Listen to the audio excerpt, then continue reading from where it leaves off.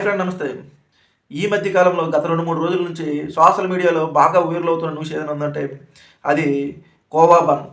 ఈ khoa bun news ఏంటంటే ఎక్కడ పెద్ద జాతరలు అవుతున్నా, పెద్ద పెద్ద కుంభమేళాలు అవుతున్నా చిరు వ్యాపారులు బయట బళ్ళు పెట్టుకొని అతి తక్కువ రేటుకే అమ్మి వాళ్ళ జీవనాధారం అయితే గడుపుతున్నారు. మరి అలాంటి జీవనాధారం గడుపుతున్న వారి దగ్గరికి వెళ్ళి వ్యూస్ కోసం, లైకుల గురించి వాళ్ళ జీవనాధారం మీద, ఆళ్ళ కడుపు మీద దెబ్బ కొట్టే విధంగా కొందరు న్యూస్ యాంకర్‌లు, న్యూస్ ఛానల్ వారైతే వాళ్ళపై నిఘా పెట్టి వాళ్ళకి ప్రశ్నలేయడం. జనరల్‌గా రిచ్ రిచ్ మ్యాన్‌ల దగ్గరికి, నెక్స్ట్ పెద్ద పెద్ద కార్లు ఇలాంటి వారి దగ్గరికి ఇంటర్వ్యూలు చేస్తే ఎవ్వరు చూడరు. న్యాచురల్‌గా ఇలా బయట చిరు వ్యాపారుల దగ్గర, ఇలాంటి బయట ఎక్కువ క్రౌడ్ ఉన్న దగ్గర ఇంటర్వ్యూలు చేస్తే వాళ్ళకి వ్యూస్ వస్తుందని అదొక్క కారణంతో అక్కడికెళ్ళి వాళ్ళు ఇంటర్వ్యూ చేయడం.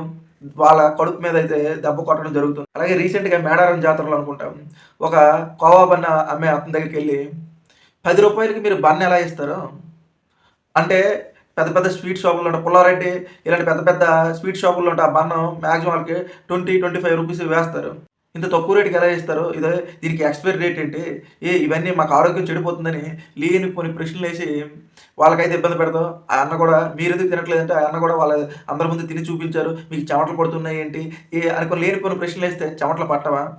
ఒక సాధారణ మనిషి చుట్టూ అలాగా రౌండ్ అప్ చేసి అలా అడిగేసరికి నా బిజినెస్ ఎక్కడ పోతుందో, ఈ బిజినెస్ పోతే నా పెళ్ళాం పిల్లలు ఏమవుతారు? ఇదంతా మీడియాలో పడుతుందనుకుని ఆయన గాబరా గాబరగా తింటుంటే మీకు చెమటలు ఎందుకు పడుతుంది?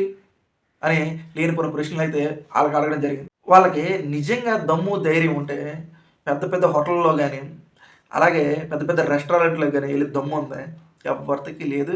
ఎవ్వడికి లేదు. ఎందుకంటే వాళ్ళకిలా అడగడానికి ఆళ్ళకి ఛాన్స్ ఇవ్వరు. ఒకవేళ మీడియా ముందు పెట్టినా వాళ్ళేం చేస్తారు? పరువు నష్ట దావా కేసేస్తారు. లేదంటే నలుగురిని పెట్టయితే వాళ్ళని కుమ్మేయడం జరుగుతుంది. అందుకే ఆళ్ళకి భయం. ఇక్కడ సామాన్యులు వీళ్ళు ఏ పరువు నష్ట కేసేయరు. వీళ్ళు వెనక ఎవరు ఉండరు. బ్యాక్‌గ్రౌండ్ ఉండదు. వీళ్ళ ద్వారా హాని ఉండదు. అందుకే మనం ఇష్టానుసారం న్యూస్ ఏస్తుంటే మనకు వ్యూస్ వస్తాయి, లైక్‌లు వస్తాయి.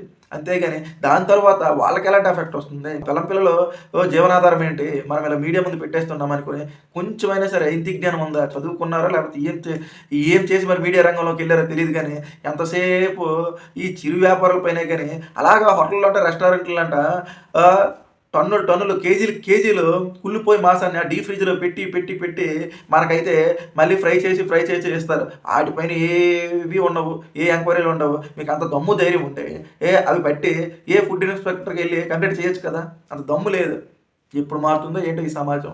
అయితే సోషల్ మీడియాలో అందరూ బాగా రెస్పాండ్ అవుతున్నారు. ఎవరెవరు అడిగారో ఆ యాంకర్‌లకి అందరికి గడ్డి పెడుతున్నారు. ఇకనైనా మారండి. జర్నలిజం అంటే అది పేదవాడి పక్కన ఉండాలి. ఏదైనా సమస్య వస్తే ప్రశ్నించే విధంగా ఉండాలి గానీ, ఇలా వ్యూస్, లైకుల గురించి కక్కుర్తి పడి ఏ న్యూస్ పెడితే ఆ న్యూస్ వేయకూడదని కోరుకుంటున్నాను. ఇలాంటి మరిన్ని ఇంట్రెస్టింగ్ వీడియోస్ కావాలంటే నా ఛానల్ లైక్ చేయండి, సబ్స్క్రైబ్ చేయండి.